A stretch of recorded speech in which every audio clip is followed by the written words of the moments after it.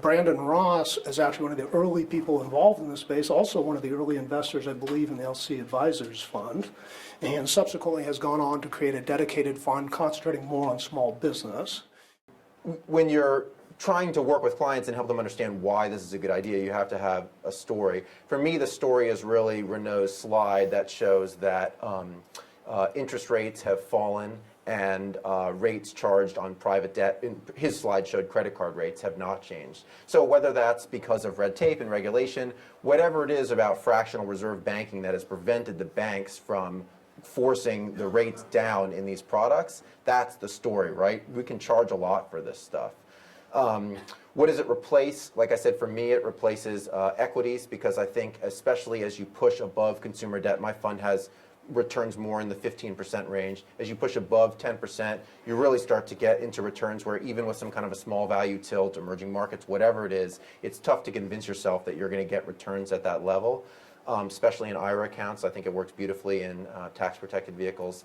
And also, of course, with the rising, with the possibility of a rising rate environment and the fear of inflation, I think it works well to protect, to fit against fixed income.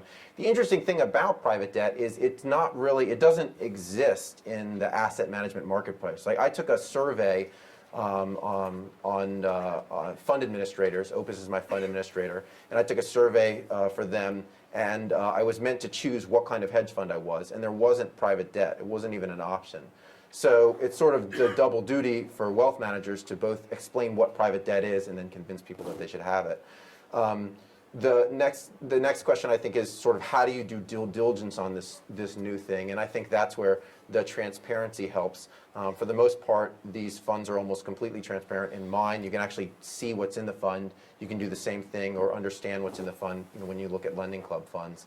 And then finally, the question, I think, is how do you convince investors that they should own this? And that has a lot to do with downside risk. So sort of working all the way back to your original question, most of the fear is not around what happens right now. Everyone likes the idea that they're going to get 10% returns in consumer debt or 15% in business loans or whatever it is. It's, well, what will happen when there's a recession? The way I typically tell that story, in addition to talking about how Lending Club's data is available and you can look at the data and so on, is I pull up the Federal Reserve's G19 report and I show how persistent, I show there's $850 billion of consumer debt, and I show at what rate it's revolved for a fairly long period of time, 13%. And then I pull up another report on the Federal Reserve website which has the default rates. It's the non-seasonally adjusted charge-offs for all banks. And what you can see there quite clearly is that charge-offs peaked, sort of post-recession charge-off peaked in Q2 2010 for banks at something like 10.97%. So this is a kind of a worst-case scenario in which the gross rate minus the charge-offs rate was still positive, and that tends to settle a lot of people's nerves, and that's usually how I tell that story. Okay, I want to thank everybody. Good